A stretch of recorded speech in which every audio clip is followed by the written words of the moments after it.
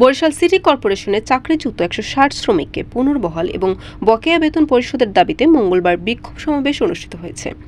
City corporation ভবনের সামনে অনুষ্ঠিত এই সমাবেশে শ্রমিকরা তাদের ন্যায্য দাবি আদায়ের জন্য সংগ্রাম চালিয়ে যাওয়ার প্রতিজ্ঞা করেন।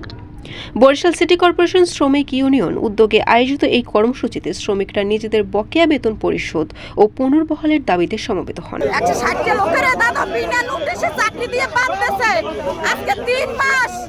তারপর মনে করেন বসে কি এক মাস পর আমি তোমাকে জানাবো যে তোমরা কি করবা, 20,000 টাকা দেব তোমাকে এবং চাকরিতে পুনর্বহাল করব।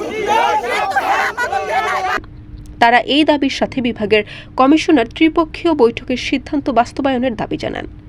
সমাবেশে শ্রমিক ইউনিয়নের সভাপতি হোসেন ঢালি, হরিজন সংঘের সভাপতি শানুলাল, ট্রেড ইউনিয়ন কেন্দ্র বরিশাল জেলার সভাপতি AK আজাদ, সমাজতান্ত্রিক শ্রমিক ফ্রন্ট জেলার দপ্তর সম্পাদক শহীদুল ইসলাম এবং সমাজতান্ত্রিক ছাত্র ফ্রন্ট মহানগর শাখার সাধারণ সম্পাদক সুজন আহমেদ সহ বিভিন্ন সংগঠনের নেতারা বক্তব্য রাখেন। তারা জানান, বরিশালের বিভাগীয় কমিশনার তাদের শ্রমিক প্রতিনিধিদের মাধ্যমে 1 মাস পূর্বে একটি ত্রিপক্ষীয় বৈঠক করেছিলেন, যেখানে 160 শ্রমিকের 2 মাসের বকেয়া পরিশোধ, 60 বছরের ঊর্ধ্বে শ্রমিকদের পাওনা পরিশোধ ও তার পরিবারের সদস্যকে চাকরি দেওয়ার প্রতিশ্রুতি দেওয়া হয়েছিল।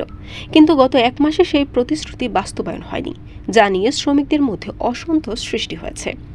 এই আন্দোলনে অংশগ্রহণকারী শ্রমিকরা আগামী দিনে আরও জোরালো আন্দোলন চালানোর জন্য প্রস্তুত বলে জানিয়েছেন। বরিশাল.নিউজ।